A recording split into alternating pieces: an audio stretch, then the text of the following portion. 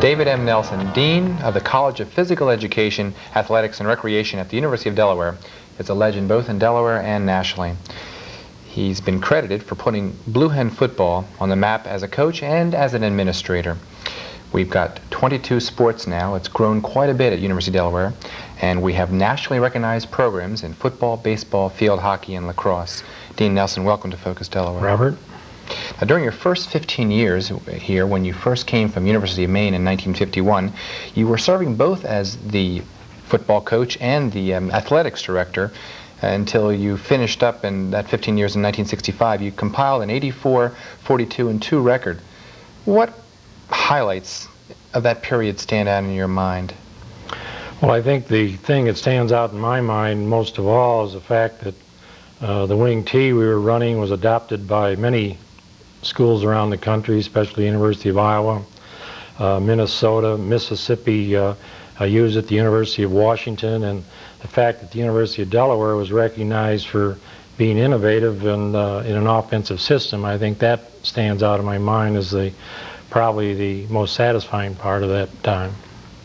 Now, all will acknowledge that you're an outstanding football strategist. You've devised the philosophy called the Delaware Wing T. It's been copied by many coaches, as you've indicated. What is, without explaining details, what do you mean by a philosophy, the Wing T philosophy? Well, a philosophy is a football, offensive football, which this is, and I wouldn't in any way like to give the impression that offensive football is more important than defense, because I think you win with defense Yes. Probably more than you do with offense. But basically it's a multiple offense in which we use every type of offense that you can use from this set, and I think that's the success of it, without going into detail, that you can do anything that can be done from in offensive football from this formation. So I think that's about as simple an explanation as I can make. And other teams find it quite deceptive? I hope so. Now, you've been secretary editor of the NCAA Football Rules Committee since 1961. What is this organization and what is its significance? Well, this goes a way back. In fact, the first Rules Committee was in 1876, in which 8 students got together to start college football. At the present time, the NCAA has a Football Rules Committee, of which I'm the secretary, the editor. We're responsible for making rule changes and to say how the game is to be played in college football. There have been changes over the period of time that you've been involved, and then some significant changes of late. Why don't you outline them, first from a safety perspective? Well, the #1 priority of the Rules Committee is safety, and we have made significant changes to make the game safer. The rules we made to prohibit blocking below the waist has reduced knee injuries by approximately 15% since 1969. We have the mandatory mouthpiece, we have the 4-point chin strap. All of these have contributed to making the game safer. The rules that really stand out during this time, that if you looked at college football over 100 years, the 2-point conversion rule, which was put in 1958, the widening of the goalpost in 1959, where we went from 108 field goals a year to 1,450, it really put the foot back in football. Those, I think, are very significant, and within the last since 1969, we've taken the hands from here to here to here to having them open as far as blocking is concerned, and I would think that those are probably the 3 most significant changes. Okay. Now, Dean Nelson, you're a Hall of Fame inductee. You've served on a dozen NCAA committees. You've authored many books on football, but probably your greatest honor had to be last December when you accepted the Distinguished American Award from the National Football Foundation and Hall of Fame. What were your impressions and thoughts at that time?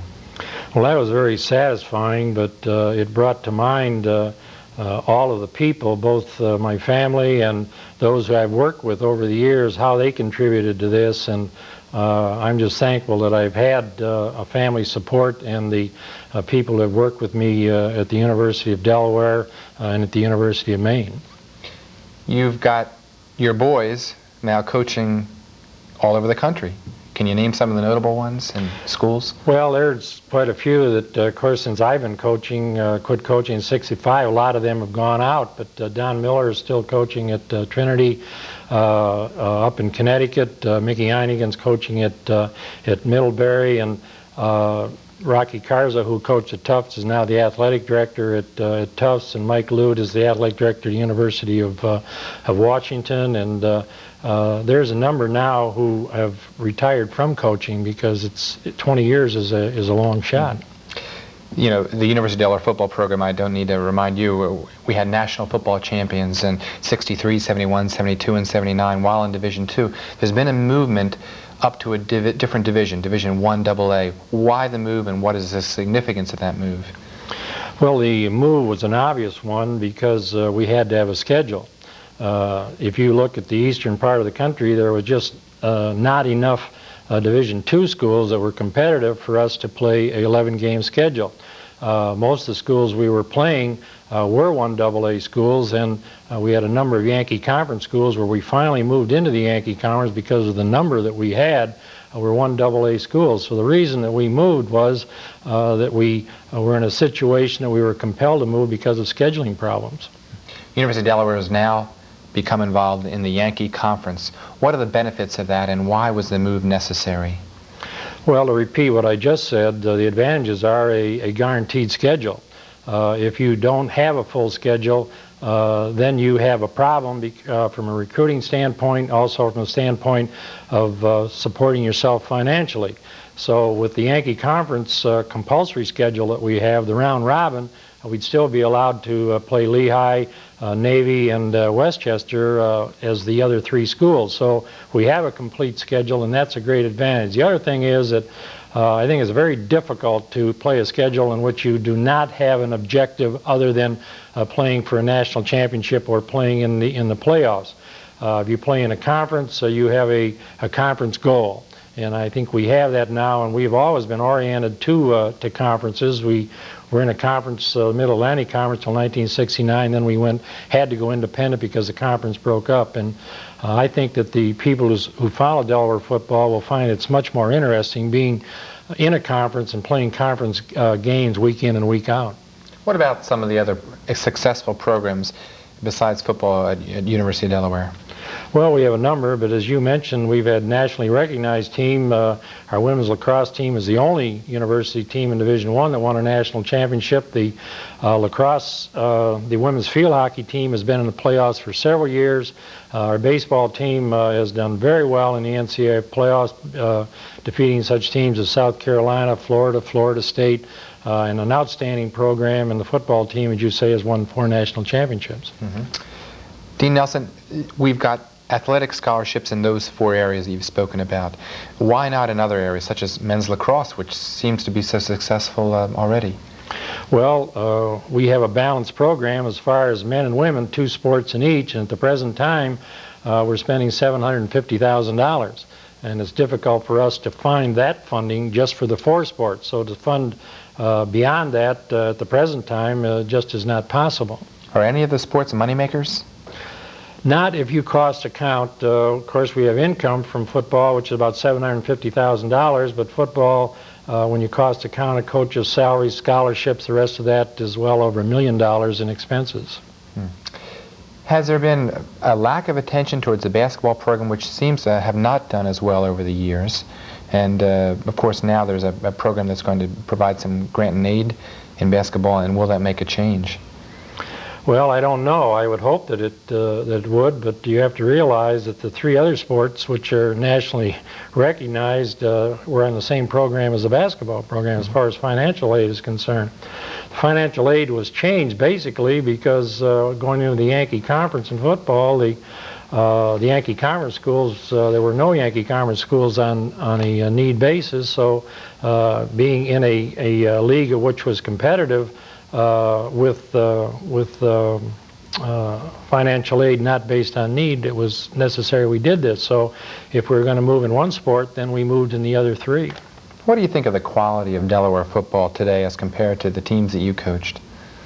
Well, it's a different football game. First of all, I don't think you can compare them because one was a one-platoon football in which people are playing offense, playing defense. This is now platoon football in which you are playing not only offense and defense, but you have kicking teams and you have people who are playing on 3rd down, and you have squads of 95 people and 7 coaches, so it's an altogether different ballgame. The size is different, the speed is different. I'm sure that there's much more speed overall than there was at that time. Obviously, the size is bigger. You have people 250, 260 pounds that you never had at that time, and you have the specialists that you did not have at that time. So I don't think you can compare football that time as now. Personally, I would rather have played at that time because it is not a narrow game where you're doing just one thing in one position. At that time, you played offense, you played defense, and you also had the opportunity in some positions to throw the ball and kick the ball. Delaware's always had an emphasis on academics. Has that changed at all over the years? No, the university is still academically oriented, and the justification of our program in intercollegiate athletics is the fact that it is an educational experience, and as long as it is, then it'll be part of the university program. Dean Nelson, what's your one most outstanding achievement, if you could name just one? Well, I'm 65 years old, and I haven't been fired yet. So that may happen, but I'm still employed. Well, with that, we'll end this interview. Dean Nelson, thanks for joining us on Focus Television.